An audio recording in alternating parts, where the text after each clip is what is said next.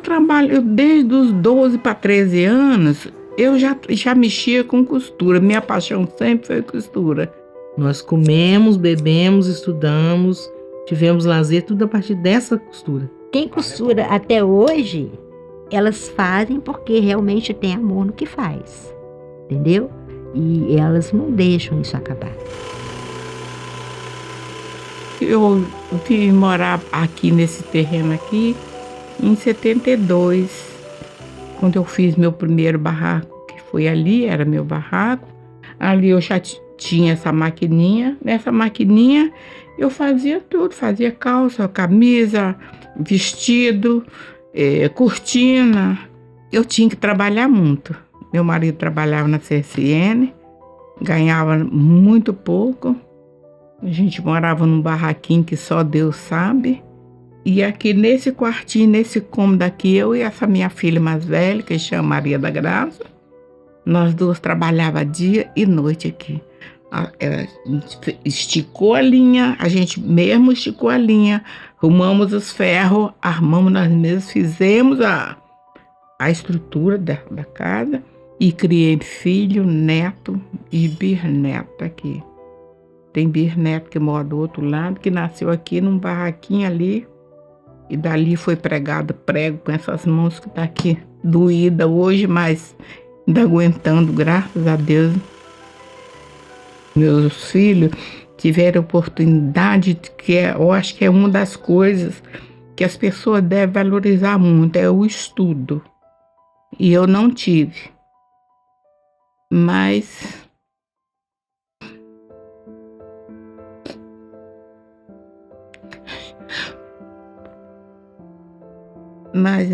aos 35 anos eu fui aprender a ensinar meu nome, porque minha vida foi difícil.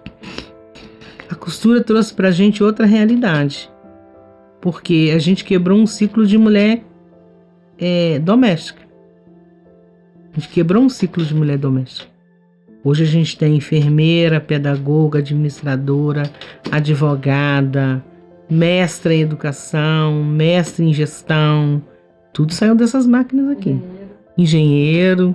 Então, dessas máquinas, a mãe tirou o sustento para 10 crianças. A mãe formou 10 pessoas com essas máquinas aqui.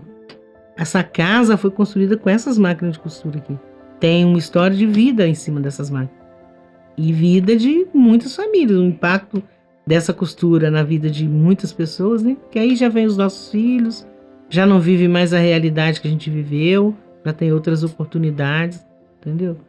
Né? Mas até hoje, se eu precisar de encarar minha máquina ainda para mim viver, eu vou feliz da vida, porque eu gosto de trabalhar. Além da raiz da costureira minha mãe, eu sou raiz de costureira de Mariana Crioula, né? Eu sou cofundadora da Associação de Mulheres Mariana Crioula, que vem para dar nome a essa mulher que foi uma costureira. Porque Mariana foi uma das lideranças da segunda maior revolução escravista do Brasil. Ela só perde para a revolta dos malês. Mariana foi apagada na história, como toda mulher preta, né? E a gente vem resgatando a história da Mariana e de outras mulheres através da Comissão da Verdade sobre Escravidão Negra no Brasil. E a história da Mariana enquanto costureira é que o fato dela ser costureira foi o que salvou justamente a vida dela.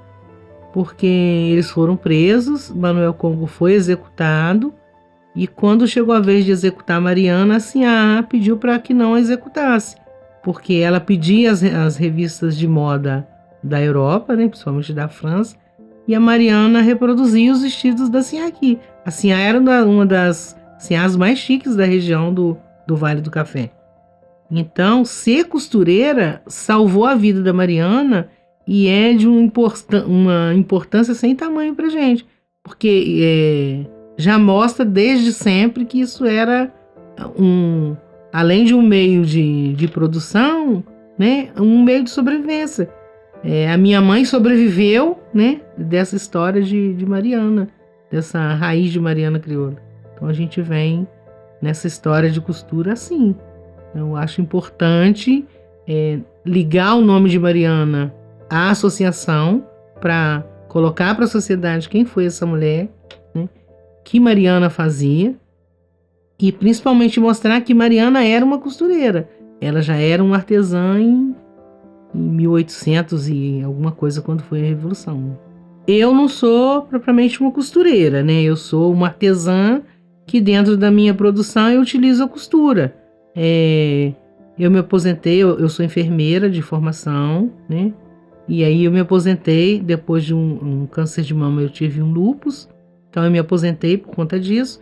E aí, para complementar a renda, eu comecei a fazer turbante, porque também eu usava turbante, eu virei uma turbanista, e do turbante eu já parti para outras coisas. E como eu estava em Minas tem uma cultura muito forte do estandarte religioso, eu passei a fazer estandarte, porque era uma maneira, o turbante de proteção, né, de autoproteção, porque ajudava na questão do meu cabelo. Eu passei por uma transição química, então me ajudava, e eu passei a ajudar outras mulheres, a empoderar outras mulheres com o turbante, e assim eu fui aprender outras formas de artesanato. O estandarte religioso, como que ele veio para a Volta Redonda? Eu vim embora, eu não comecei a fazer estandarte, comecei a fazer turbante. Fazia muita feira, fazia oficina de turbante, tudo. E aí a gente começou a trabalhar com a pretensão de ter um selo municipal. Aí veio a proposta, nós escolhemos o nome o Arigó, né, que é o pássaro, e que a gente escolhe o Arigó em homenagem ao trabalhador que veio para construir a CSN. E traz também as tradições mineiras. E uma das tradições mineiras que a gente trouxe foi o estandarte. Porque o estandarte é de uma simbologia religiosa, mas ele está ligado à congada, ele está ligado ao jongo, entendeu? E aí, por isso que eu comecei a fazer o artesanato para o Projeto Arigó. Uma boa parte da cidade foi formada com pessoas de Minas. E Minas é uma terra de indústria têxtil e de costura, né? Então a costura está realmente ligada à nossa raiz, assim, né? Então, quando você pensa em Volta Redonda, você pensa que é a cidade do aço. Porra, e aí? É só a cidade do aço? Né? Não tinham o que pensar, as pessoas não sabiam o que seria, o que poderia construir. Então, a gente começou a conversar do Arigó, olha o Arigó, e aí a gente começou a conversar e trazer as pessoas para pensar, falar do Arigó e tal. E aí tem várias artesãs no projeto agora, e que cada uma constrói a sua versão do Arigó. Tem vários tipos de trabalho. E o meu não podia deixar de ser tecido, né? Então, o que eu fizer no projeto, qualquer peça que eu vier a fazer, vai ser de tecido. Comecei a fazer diversas coisas, eu sempre tive facilidade com o tecido, né? Com máquinas e tudo. E é muito legal você fazer uma peça e alguém vem e curte, e aquilo vai circulando, é muito legal. O artesanato é um afeto, né? A gente faz alguma coisa, tem um amor, tem um sentimento aqui. Aonde foi parar o meu amor? Aonde foi parar o meu afeto? Em que lugar que tá aí? Eu fiquei pensando, nossa gente, quanta coisa eu já fiz, né, depois que eu vim para o artesanato. E aonde está isso? Porque isso aqui, daqui a 50 anos, vai ser história de outra pessoa. Hoje ela é a minha história, mas no futuro qual história vai ser? Então, ali na junção daquelas pecinhas, você consegue uma emoção completa. O artesanato, ele te envolve. Ele tem aquela emoção que tem que ser transpassada, e o cliente também entender aquilo. A pessoa que está vendo, ela tem que entender aquilo.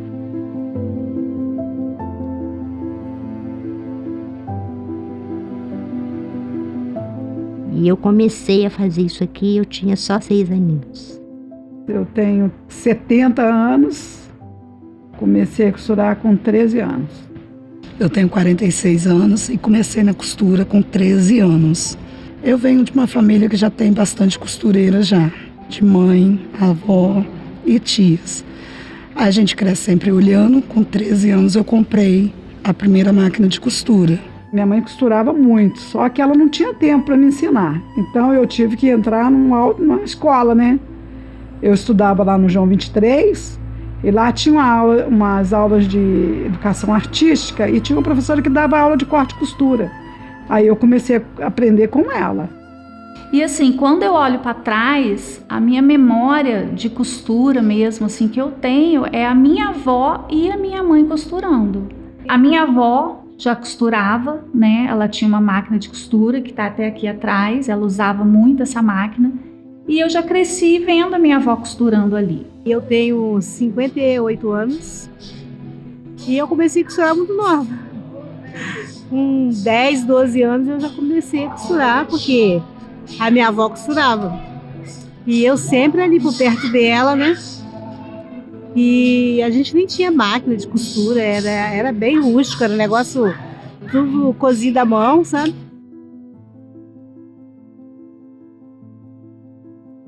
Tem mamãe no jogo, né? A gente fala. Tem saudade, né? Mas assim, veio também da espiritualidade, né? Porque ela em si não me ensinou. E eu queria fazer. Eu tinha necessidade de fazer porque eu gostava de ver os tecidos, eu gostava de ver as cores, eu ficava deslumbrada com aquilo. O tecido sempre esteve presente na minha vida, né? Com os pais, né? E então é que o que a gente tinha, o que a gente conseguia fazer com o que a gente tinha. No meu caso era o tecido. Então, bonecas e peças e bolsas, todas essas coisas a gente era com tecido, né? Tinha gente que fazia crochê, né? Mas no meu caso era tecido. Então, desde sempre eu fiz coisas, mas a partir do momento... Minha mãe vivia disso, né? Costureira. E eu via que ela que construiu isso aqui, meus pais que construiu esse espaço onde eu estou hoje, foi o espaço que minha mãe trabalhou. Eu poderia ter ido para um outro espaço, mas eu preferi vir para cá exatamente por causa dessas memórias, dessas lembranças legais que eu queria resgatar. Nós tínhamos uma loja e eu morava lá dentro, vendia, tinha banca de retalho. Aí eu queria fazer. Minha mãe e meu pai não deixavam de jeito nenhum mexer numa tesoura, porque eu era uma criança. E eu pegava escondido. Esse escondido era total. Pegava, enrolava, botava debaixo do braço, subia pro meu quarto, falava assim, eu tô com sono, vou dormir. Subia, dormia realmente, cochilava, né? E eu me via cortando aquela roupinha assim no chão. E eu realmente cortava, descia, né, para a loja e tinha as costureiras, que eram 5, umas eram até irmãs da minha mãe, umas 2 eu acho, e eu queria uma máquina, só que eu não dava altura, e eu costurar em pé não dava, né? Meu pai falou assim, já que ela quer, vamos ver o que é que ela quer fazer, se vai dar certo. Fez um banco para mim, um banco alto, e eu simplesmente sentei e fiz. Quando eu era criança, eu ficava ali assim, na janela da confecção da minha tia, olhando, né? O jeito dela trabalhar, o jeito... eu gostava daquilo, eu gostava de ver as costureiras fazendo. Então era sempre uma coisa nova, as minhas tias, tudo na beira da máquina. Então isso me traz uma lembrança muito boa. Porque foi a minha vida, entendeu? Das minhas tias fazendo roupas de boneca pra mim. Das minhas tias sempre estando fazendo fantasias pra gente de carnaval. Então, isso tudo é as lembranças da minha vida. Minha avó veio de longe, né? Então, tinha que criar os filhos. E ela costurou muito tempo. Mas quando eu me vi, eu nunca consegui ver a minha avó costurar. Então essa é a parte mais que me pega, que eu não consegui aprender com ela. Só que hoje eu faço o que ela fazia e era uma das pessoas que eu mais amei na minha vida. Deixei de me apaixonar pela malvada costura e até hoje você quer ver eu ficar nervosa quando chega alguém que vai mexer na minha máquina. Sempre na minha vida teve um paninho. Quando tem muito amor envolvido, as coisas não tem como dar errado. É sensacional. E tem que valorizar esses profissionais. E quem não teve a oportunidade de trabalhar ou fazer, você costureiro ou costureira, né? a desenvolver esses trabalhos mais elaborados, cara, é uma sensação, é uma redescoberta. São novas possibilidades, novos caminhos, novos materiais, sabe? É sensacional. Então, parabéns para essas pessoas, para esses profissionais. Porque em relação a carnaval, por exemplo, 90% do que você vê na avenida é proveniente do trabalho desses profissionais. Então, muito obrigado. Através da costura, a gente vai alinhavando o passado com o futuro e com isso a gente forma a identidade cultural de um povo. Aqui no Bloco da Vida, aqui na organização do Paulo, a gente faz muita coisa reciclável, a gente pega muita coisa. Coisas que foi do carnaval, a gente usou na Páscoa, coisas da Páscoa que a gente já usou no carnaval, vamos estar usando agora na festa junina. As ideias, a gente tenta fazer o máximo com o material que a gente tem. Aqui a gente trabalha muito assim. O Paulo pega muito nisso, sabe? Vamos reaproveitar o que tem, porque a gente sabe, todo mundo aqui tem consciência de que não é fácil. Mas assim, a gente faz o possível para entregar um produto legal, reciclável, reajustado, sabe? A gente reajusta algumas coisas, muda uma corzinha aqui, uma corzinha ali. A gente tá sempre fazendo assim o possível para não estragar material, porque custa caro. Não vou danificar. É meu patrimônio, poxa, patrimônio público, é meu, a minha família vai usufruir. Então eu pego muito, a gente usa muito essa questão. A gente reusa, reutiliza, a gente refaz para poder ficar legal. Às vezes muda um detalhe. Quem repara, quem tem os olhos mais clínicos, acaba vendo que aquele lustre lá foi o mesmo do Natal, mas a gente fez umas mudanças. Entendeu? Eu acho que tinha que ficar feliz, que não tá gastando dinheiro à toa, não tá, né, jogando material fora. E aí a gente vai atendendo a cidade inteira. Todo mundo corre pra cá. A igreja tal que fez Paixão de Cristo veio aqui, pegou umas roupas dos soldados romanos que a gente estava fazendo, que surgiu a possibilidade de você trazer de volta o espetáculo que era feito no Recreio dos Trabalhadores, que era sensacional, que inclusive quem fazia o cenário era o Paulo Campos, que trabalha aqui, que é da minha equipe. Então aí você vai atendendo todo mundo. Ô Paulo, pediram pra gente vir aqui ver com você, se você não atende. Então tem essa boa vontade em atender também, sabe? Por isso que eles vêm. A gente tem boa vontade para atender e para fazer. Você fazer assim as fantasias para um grupo de pessoas de terceira idade é um orgulho muito grande. Na hora que você está vendo na avenida, você vai vendo eles vindo aqui, visitando a gente, conversa, você viram amigos mesmo. Tem uns que, nossa, é muito, você leva para o coração, leva para a vida mesmo. Isso faz com que a gente se sinta uma artista, sabe? Que a gente se emociona, assim, de saber que tem pessoas aplaudindo seu trabalho. Tem pessoas, assim, contagiando, assim, o sentimento de alegria da vida através do seu trabalho, através do seu sacrifício, das suas mãos, entendeu? Do seu momento ali que ninguém viu sua parte de sufoco, né? Fez uma vez, deu errado, fez a segunda vez, deu errado, mas na terceira saiu aquilo que eles esperavam ver na avenida. Eu acho que assim, as pessoas têm que analisar, assim, poxa, olha que legal a prefeitura da minha cidade, né? Poxa, tá bonito, tá legal, as pessoas... Alguém trabalhou para isso. Vamos ser grato para a pessoa que trabalhou, vamos ser grato ali para aquele serviço. É muito maneiro você poder levar seu filho no final de semana na Praça Brasil, lá todo enfeitado, onde você consegue ter momentos, tirar foto, ele vai ganhar uma lembrancinha, um mimo ali da prefeitura, é uma coisa simbólica, mas é o que a gente pode fazer. Eu acho que a pessoa tem que pensar, eu penso muito assim no outro. Ele fez o que ele pôde. Ele fez o que deu, sabe? E vamos agradecer no que deu, no que pôde, no que foi feito. Parar de reclamar. Porque às vezes a gente reclama tanto, reclama. Nossa, aqui tá com a fila enorme. É porque todo mundo veio, por isso que deu fila. Porque a galera gostou, deu fila porque tá todo mundo aqui. Deu fila porque o meu filho vai brincar com seu filho, vai brincar com outro filho. Por isso que deu fila. Tá todo mundo, vamos aproveitar. E é um espaço para todo mundo aproveitar. E para melhorar, todo mundo tem que participar. A população tem que ir, tem que ser grato, tem que falar, olha, gostei, vamos querer de novo. E aquele evento custou dinheiro, o dinheiro é nosso, então vamos usufruir, vamos usar.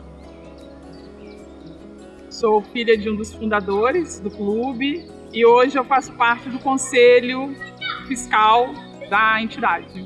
Essa ideia surge em função de estar sempre lidando com várias pessoas próximas, queridas, amigas, que empreendem sem saber que estão empreendendo, que tem aquele pequeno negócio, um bico, um talento, e a gente imaginou o Palmares como sendo justamente um espaço de reunião desse grupo, de fortalecimento, de divulgação dessas propostas, para que essas pessoas tivessem, né, não só a possibilidade, como uma noção, né, do potencial que elas têm.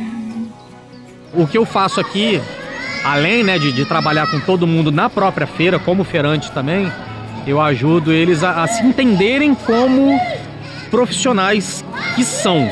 Né? Não é porque trabalham dentro de casa que não são profissionais de verdade, né? Que não têm o mesmo talento que outras pessoas lá fora, que são donos de empresa, que são donos de loja ou que trabalham numa loja virtual.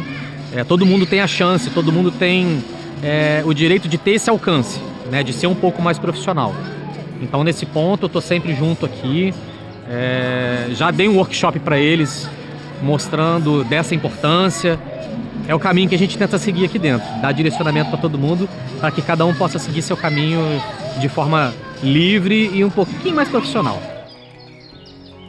Para mim, a feira é realmente fundamental, porque eu faço feira não só na minha cidade, como na cidade dos outros, outras cidades vizinhas.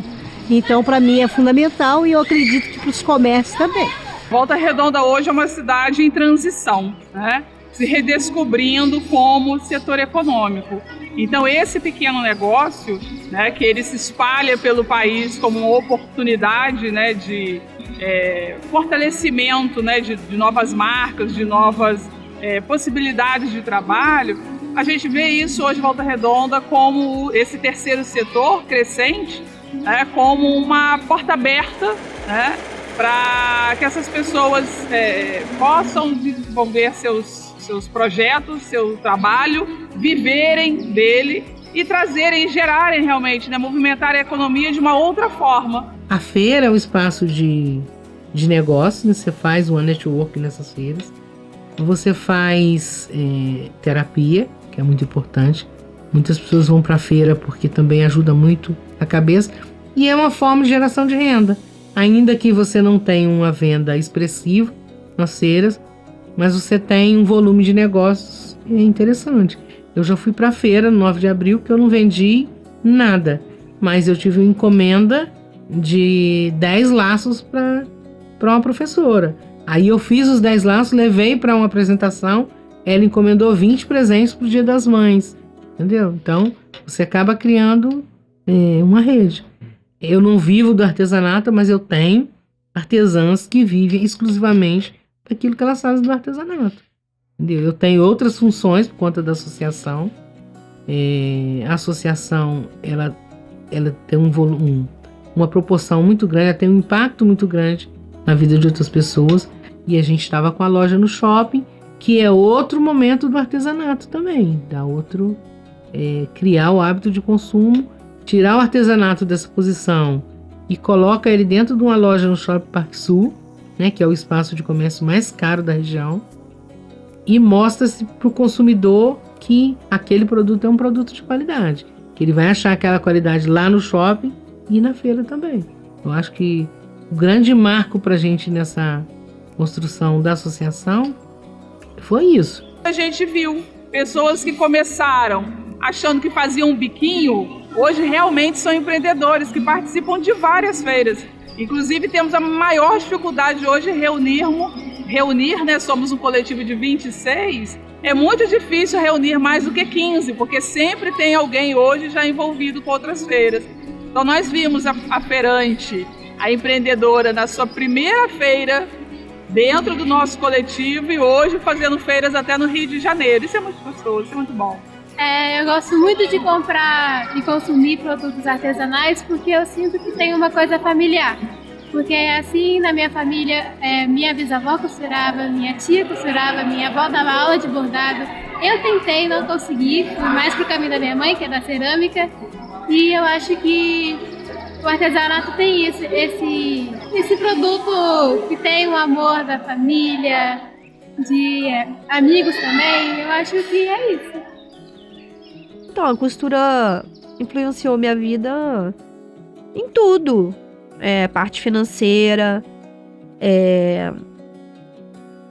na física, na emocional, tudo. Porque a costura não é só você pegar um pedaço de pano ali, você costurar e entregar. Tem todo um processo. A costura você pega com o coração, entendeu? Quando eu compro o tecido, eu já vejo a roupa pronta. E eu já conheço o gosto do meu cliente, o que as entidades deles vestem. Isso aqui eu vou comprar para fulano de tal. Cara, e encaixa. Você entendeu?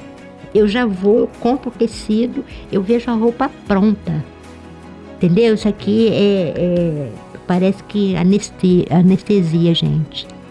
Eu fico assim, é tão gostoso, tão gratificante, que aqui eu não sinto nada, eu gosto desse barulho. Sabe, porque é uma criação, você pega um tecido inteiro, você faz uma roupa. Você trabalha, não é só a costura, não é só a indumentária, não é só o paramento. Você trabalha também com energia, porque a partir do momento que você está trabalhando, confeccionando, criando uma roupa para um orixá, você está recebendo aquela energia dentro do parâmetro do axé, dentro daquilo tudo. Às vezes assim, a gente sente aquela energia positiva. Então, para mim, é uma energia, entendeu? Estar costurando, trabalhando, eu estou recebendo energia. Eu acho que a gente que mexe na parte da cultura, a gente tem que fazer do nosso Brasil a nossa cultura ser reconhecida, seja dentro ou fora do país. E você fazendo a cultura com amor, né? Fazendo uma costura, fazendo um enfeite, um pouquinho, uma flor que você coloca ali os mínimos detalhes, eu acho que já alimenta a esperança de um futuro melhor. E a costura tem um poder artístico muito grande, né? Dentro do audiovisual, do cinema, das séries, das novelas, do teatro, ou até de uma apresentação de balé, de dança, até mesmo nas escolas. A costura ajuda a contar a história, ajuda a materializar cada personagem. E a confecção do figurino, ao invés de comprar um figurino pronto, permite que o trabalho seja personalizado. E isso torna tudo muito mais lúdico ou até mesmo mais real. E o que torna o resultado tangível e encantador é o trabalho das costureiras, dos costureiros, né? Mas não é qualquer costureiro ou costureira. Esses profissionais têm que ter um olhar artístico que ajuda a complementar o trabalho dos departamentos de arte, de produção, de direção. Então existem olhares sensíveis e existem mãos especializadas nesse processo criativo da costura. Se a gente não tivesse esses processos de costura, muita coisa já teria sido perdida, né? Porque, por exemplo, além dos uniformes, você falou, os estandartes das fanfarras são pela costura, as roupas que a gente usa nos eventos das escolas são da costura, entendeu? A preservação da própria história da região do Vale do Café, ela vem da costura, né? Eu gostaria de deixar para as futuras gerações, assim, que não deixe morrer, né, essa cultura tão bonita que é do trabalho manual, da costura, né? Seja o trabalho manual que for, não só a costura. Tem muito mais valor algo que é produzido por uma pessoa que está colocando amor ali. Ela não está fazendo um produto em série, como numa indústria, produz várias bonecas ao mesmo tempo. Quando ela faz uma boneca, ela pega um tecido, que ela pega um algodão para encher aquela boneca, que ela pega uma lã, que ela pinta o rostinho daquela boneca. É um sentimento que aquela artesã coloca ali naquele trabalho. É um ramo muito bonito, um ramo muito legal. O meu é divertido porque são bonecas, mas tem muito ramo legal de indústrias, né, de ateliê mesmo, costura à mão, muito interessante aí nesse mundo. Não só em Volta Redonda, mas em todo o mundo, entendeu? E eu ficaria muito feliz se as meninas de hoje em dia quisessem, meninas e meninos, né, quisessem aprender a costurar. Costura é uma arte, entendeu? E você vai passando de geração a geração. O sentimento que eu tenho é de poder estar ensinando para as pessoas a minha maneira de trabalhar. Às vezes a pessoa até já sabe, mas eu tenho uma técnica melhor. Então o sentimento que eu tenho é que eu vou levar isso adiante. E o conselho que eu dou é trabalhar com artes, com costura, com artesanato. Leve adiante, que isso faz muito bem pra gente. Eu tô até meio orgulhosa, porque a minha neta, ela entrou no corte e costura. Não sou nem eu que tô ensinando ela, não. Mas ela tá muito interessada, ela tá gostando e tudo. Mas o jovem está querendo aprender, entendeu? Para fazer para ele, não pelo dinheiro também. Eu é que fiz para mim, eu fiz pro meu santo. Você entendeu a diferença? Entendeu? Porque eles pagam. Mas aquela coisa, eu é que fiz, é muito gostoso. Entendeu? Então o jovem não vai deixar isso morrer, não. Olha, existe um ditado africano, né? Que diz exatamente isso. Se você quer chegar em algum lugar de mãos dadas, né? Em coletivo, você vai chegar muito mais rápido. Então, a gente acredita nessa comunhão, né? Tudo que a gente faz com mais alguém fazendo, apoiando, acreditando, se torna mais dinâmico. De algo que você considerava pequeno, se tornar talvez gigante, mas efetivamente maior do que aquele sonho que era só seu, porque ele passa a ser algo que é construído coletivamente. Eu acho que a grande mensagem que eu deixo para as próximas gerações é que, além da preocupação que a gente tem com a cultura, com a costura enquanto preservação de cultura, que a gente tenha também a preocupação com o entulho da moda, né? Porque a gente costura, a gente precisa costurar, precisa preservar a nossa arte e cultura em relação à cultura, mas a gente precisa estar sempre preocupado com o mercado da moda. A gente tem que começar a reciclar o que a gente faz com a moda, voltar a usar a alfaiataria para reduzir essas mãos de obra escrava aí pelo mundo, voltar a usar a alfaiataria para poder fazer um circuito curto do dinheiro, fazer o dinheiro ficar na nossa região, principalmente na mão de mulheres, né? Que faz essa história ser como a história da minha mãe, que pode não parecer, mas levanta uma casa, levanta uma família. E lembrar que chique mesmo é ser sustentável, né? É isso. Quando eu vejo o trabalho criativo das costureiras, dos costureiros, o meu sentimento é que é uma arte tão essencial e tão íntima que vem de dentro mesmo, que transborda de uma forma muito especial. Eles realmente estão costurando a cultura. E isso é poder mostrar mais do que as mãos tocam. Tem ali um sentimento de amor. E eu espero que essa e as próximas gerações possam valorizar esse trabalho e entender que ele é feito à mão e com o coração. E essa troca final das mãos de quem faz para as mãos do público, né, vai fortalecer esse vínculo entre o trabalho deles e a cultura que eles ajudam a desenvolver.